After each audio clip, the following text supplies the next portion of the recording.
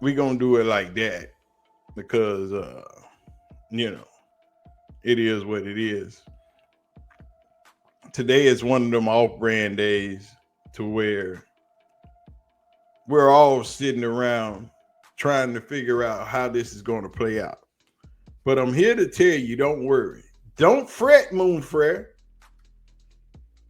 Shedeur got it all handled. It's all under control. See, because every time they try to put him in an untenable position, he always seems to overcome it. From the start of him entering Cleveland till now, we've seen Shedeur do more with less.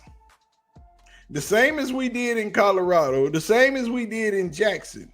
We've seen Shedeur do more with less.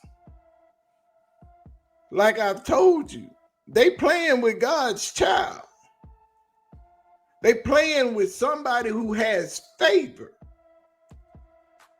And that's never a good idea. Trust me, I'm a living witness of that. I told y'all I'm a preacher's kid.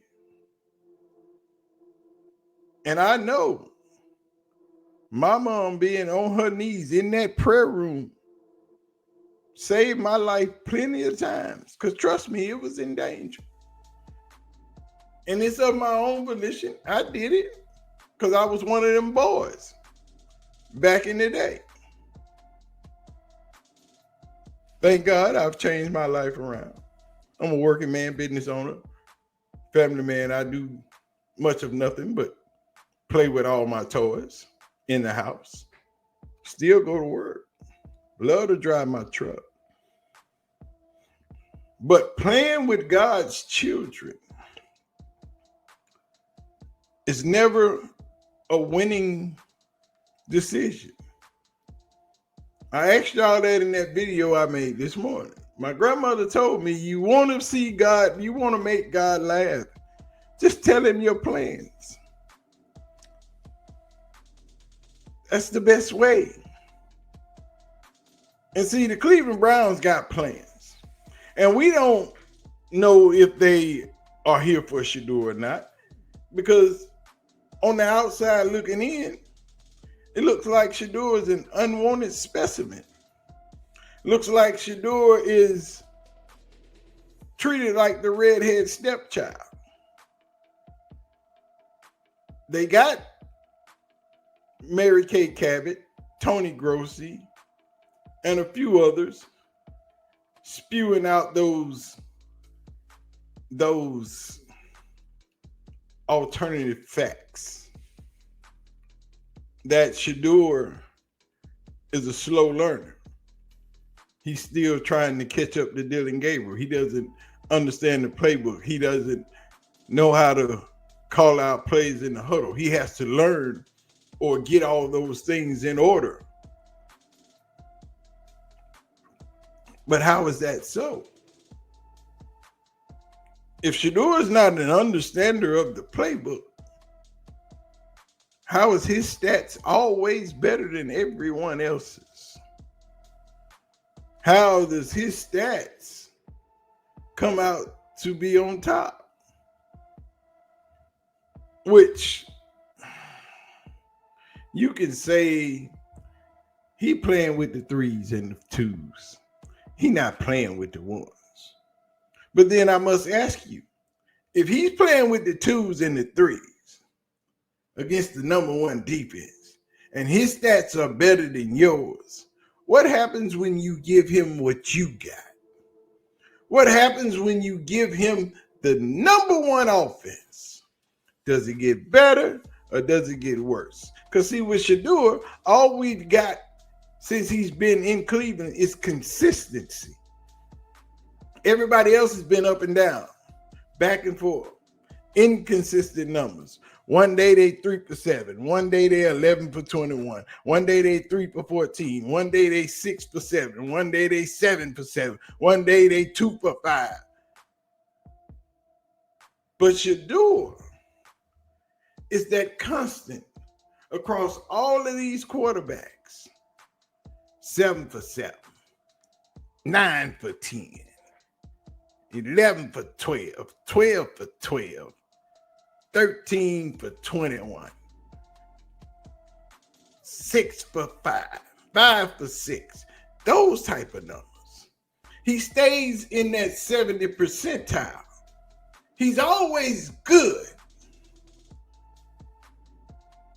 So if you give him the ones, if you give him what they're playing with, give him the same toys that you playing with. He playing with the hand-me-down toys, the toys that was passed along. Your toys fresh out the box. They pulled up. Your toys was unwrapped. You get to unwrap them every day and say, hey, let's go out here and do something. He got to go find his toys he want to play with. He got to go over here in the back room. He got to go get some out the closet. He got to go upstairs to his brother's room and try to steal a few toys. You know, he get a makeshift toy box. But all your toys fresh from the store. Your toys shiny. They run right. They got good batteries. All the lights light up. All the horns work. All the beepers beeping. He got to go find a mismatched leg. He got paint falling off of his toys. One of the lights chipped, busted. Battery, one good battery on one side, one dead battery on the other side. So when it make the noise, it don't make the real loud noise. It's barely making noise. When you push the horn on the truck, it don't beep, beep, beep, beep, wah, wah. It don't do all that.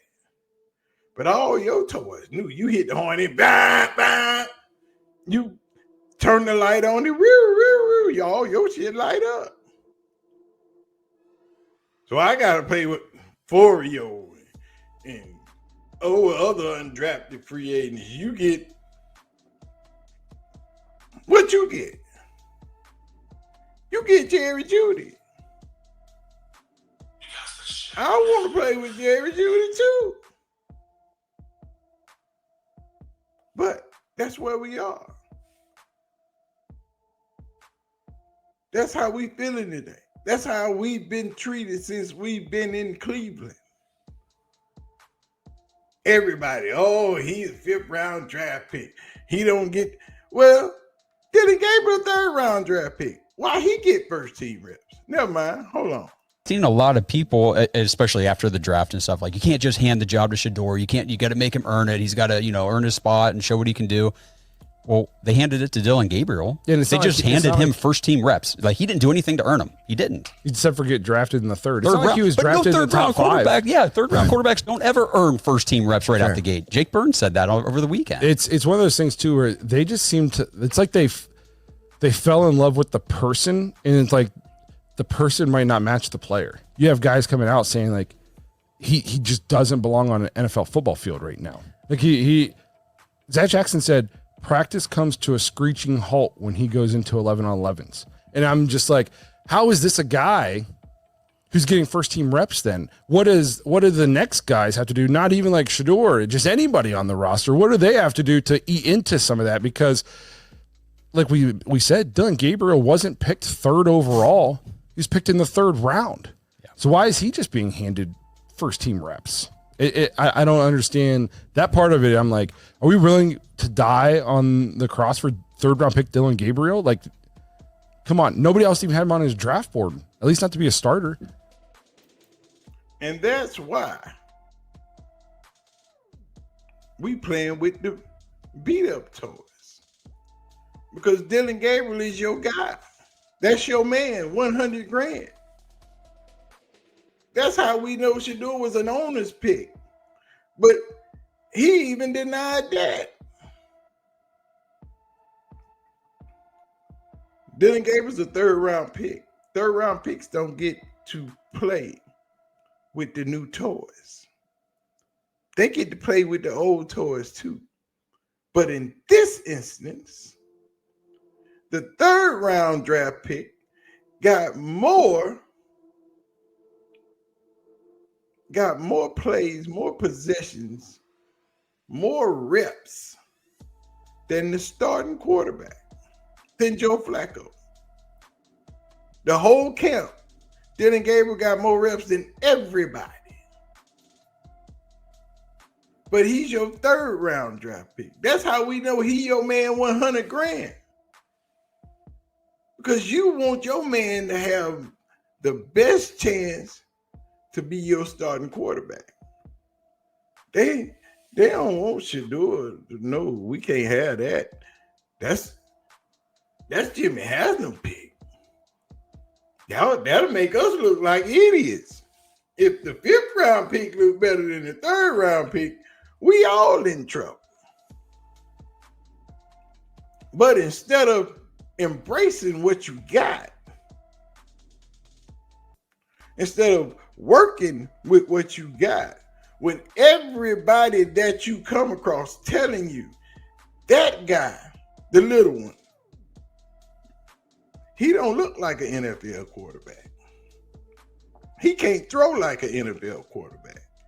He too small. We know what the first thing everybody go to? What about Bryce Young? They the same height. He ain't got Bryce Young speed. What about Kyler Murray? He taller than Kyler Murray. He ain't got Kyler Murray's speed. Kyler Murray run a 4.3. Dylan Gabriel probably running about a 4.8, 4.9. We got linemen that run faster than that.